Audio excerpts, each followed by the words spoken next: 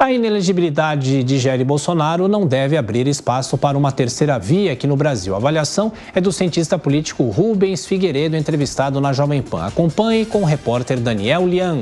Em entrevista à Jovem Pan News, o cientista político Rubens Figueiredo avalia que o grupo ligado ao ex-presidente vai continuar fortalecido mesmo com a decisão do TSE, que deixou Bolsonaro inelegível por 8 anos. E você tem o bolsonarismo com 25%, que é um índice muito expressivo, e o bolsonarismo começou em 2017, 2018. Então, fica muito difícil para um político de centro, nesse contexto aí de polarização, e até uma polarização que pode se radicalizar, fica muito difícil você ter uma liderança que monopolize e que consiga fazer com que esses 20% votem exclusivamente dela. Até porque o que a gente tem visto é que o centro tem alguns candidatos e o voto aí desses 20% que já são a minoria, ele provavelmente se divida entre esses candidatos que se apresentarão. A defesa de Bolsonaro aguarda a volta do recesso do Judiciário para definir a estratégia após a condenação pelo TSE. Enquanto define os próximos passos na Justiça Eleitoral, o ex-presidente da República busca demonstrar que ainda tem apoio, mesmo após o revés com a aprovação da reforma tributária. Sobre os possíveis sucessores de Jair Bolsonaro entre a direita conservadora, o cientista político cita o governador Tarcísio de Freitas, mas pondera. Ele certamente, ele não é eu diria que ele é um bolsonarista, vamos dizer, soft. Então ele seria um candidato que representaria a direita, mas já a julgar ele tem 44% de ótimo e bom, que é um índice muito expressivo, seria um bolsonarista testado administrativamente, soft, e que poderia atrair aí esse segmento neutro sobre o qual a gente está conversando. Na análise de Rubens Figueiredo, um candidato de centro hoje teria 20% dos votos de eleitores considerados neutros. Os neutros seriam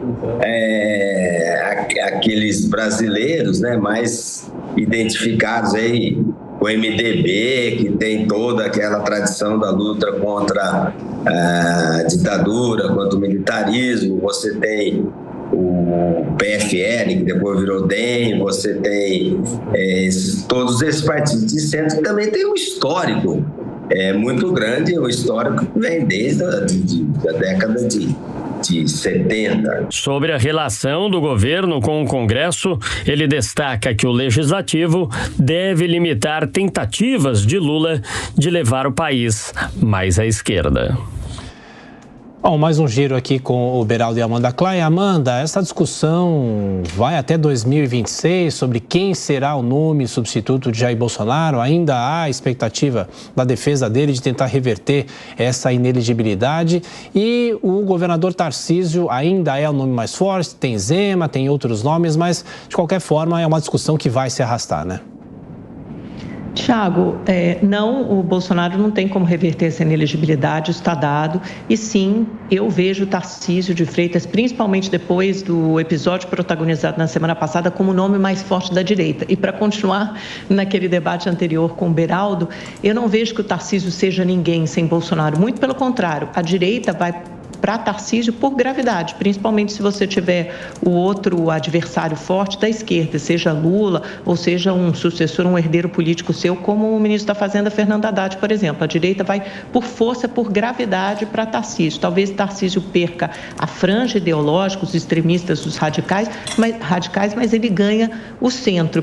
E eu achei muito interessante na semana passada, porque eu acho que esse debate em torno da reforma tributária jogou luz sobre dois personagens principais que podem representar 2026, Fernando Haddad e Tarcísio de Freitas. E isso faria muito bem para a política, porque arejaria a política, sairia das duas figuras principais, Lula e Bolsonaro, sendo que Lula, obviamente, não está fora de jogo, principalmente se fizer um bom governo e se for bem avaliado até 2026 e se tiver condições de saúde, tem tudo para querer disputar a reeleição. Mas se ele se afastasse, por exemplo, e você tivesse dois personagens de uma nova geração mais jovens e os dois apontando para o centro, que aí eu acho que eles são, como se fossem terceiras vias dentro dos seus espectros políticos. Tanto Tarcísio quanto Haddad caminham mais para o centro em relação aos seus padrinhos políticos, Lula e Bolsonaro, respectivamente. Seria muito bom que a política pudesse apostar em figuras que, obviamente, ainda encerrariam essa polarização,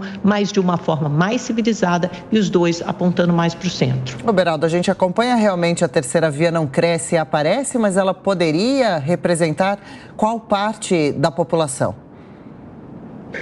Pois é, olha, ouvindo a Amanda falar, às vezes eu fico com a impressão de que a gente está na Suíça ou na Alemanha. Dizer que essa decisão que tornou Bolsonaro inelegível não pode ser revertida num país como o Brasil é para dar risada, porque a gente tinha Lula preso, inelegível, e hoje aí ele foi solto, se tornou elegível e foi eleito presidente da República. Dilma sofreu o processo de impeachment, um processo legal, dentro do Congresso Nacional e, de repente, na última hora, manteve seus direitos políticos. Então, o Brasil, claramente, é aquele país onde absolutamente tudo pode acontecer. O país em que nem o passado é certo. Este é o país em que vivemos.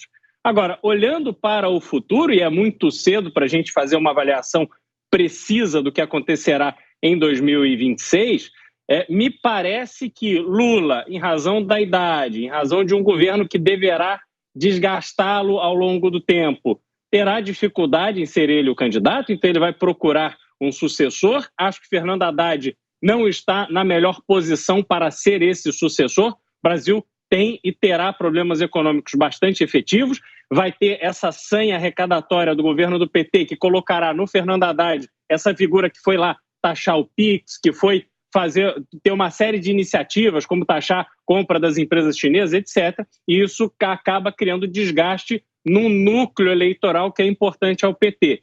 Do lado da direita, a gente tem Tarcísio como o grande nome. Agora, só para corrigir uma coisa, o que eu disse é que o rompimento, neste momento, do Tarcísio com Bolsonaro deixaria Tarcísio isolado, que teria uma oposição muito forte de Bolsonaro e dos bolsonaristas.